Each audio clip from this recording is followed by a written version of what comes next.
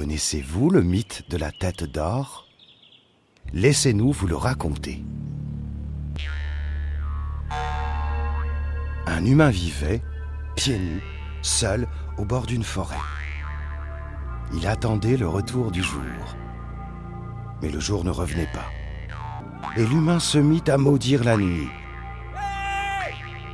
À maudire la nuit si fortement qu'il réveilla le dragon endormi.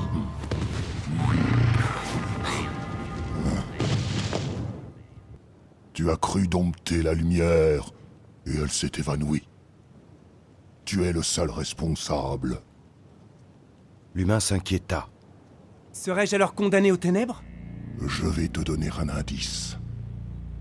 À l'intérieur de la forêt, tu trouveras un anneau de feu que les hommes se transmettent depuis la nuit des temps.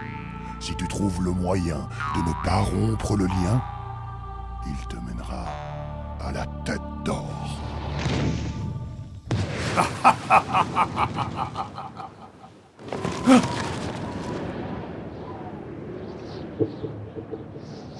Tout autour de lui, dans le noir de la nuit, des ombres blanches se mirent à tournoyer. Un balai de fantômes. Est-ce toi, frère? Qui êtes-vous, peuple de l'obscurité? Oui, nous errons sans royaume. Nous attendons le retour du soleil. Libère-nous. L'humain eut à peine le temps de se relever que le balai de fantômes s'était transformé en un tourbillon lumineux. Autour de lui, il n'y avait plus que chants, rires et danses.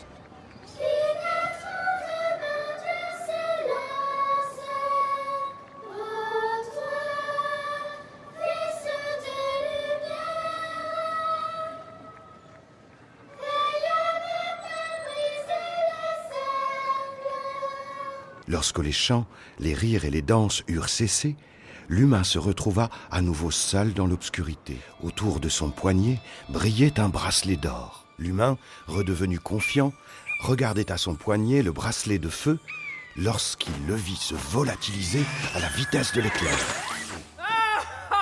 accompagné de larges battements d'ailes. Il leva les yeux au ciel et vit son bracelet briller dans le bec d'un grand oiseau. À ses côtés, flottant dans l'air, la silhouette d'une sorcière. D'où tiens-tu cela? Rends-le-moi, sorcière! Suis cet oiseau que ton anneau éclaire. Il te mènera là où tu dois aller. L'oiseau guida l'humain jusqu'en haut d'une colline. Là se dressait un arbre sans feuilles, un arbre mort, où se tenait une colonie de corbeaux. Le roi corbeau y siégeait. L'anneau de feu autour du cou. Pendant des siècles, cet arbre a attiré tout ce qui rampe, grimpe et vole. Mais à présent, il est vidé de sa sève. Dans le sol, plus d'eau, dans le ciel, plus de lumière. L'humain se concentra et s'approcha de l'arbre mort. Puis il l'enlaça. Il l'enlaça aussi fort qu'il le put et posa ses lèvres sur son écorce sèche. Avant même d'avoir rouvert les yeux, il avait entendu le chant si clair du vivant. Puis il avait vu la lumière dessiner dans l'espace un tronc à l'écorce saine, des branches, une multitude de branches et de ramifications qui cheminaient vers le ciel, et des feuilles partout sur l'arbre, des feuilles d'un vert éclatant où s'écoulait la rosée. Et à son poignet, l'anneau de feu.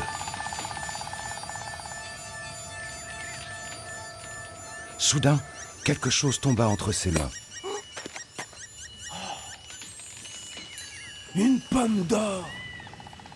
L'arbre au corbeau avait laissé sa place à l'arbre aux pommes d'or.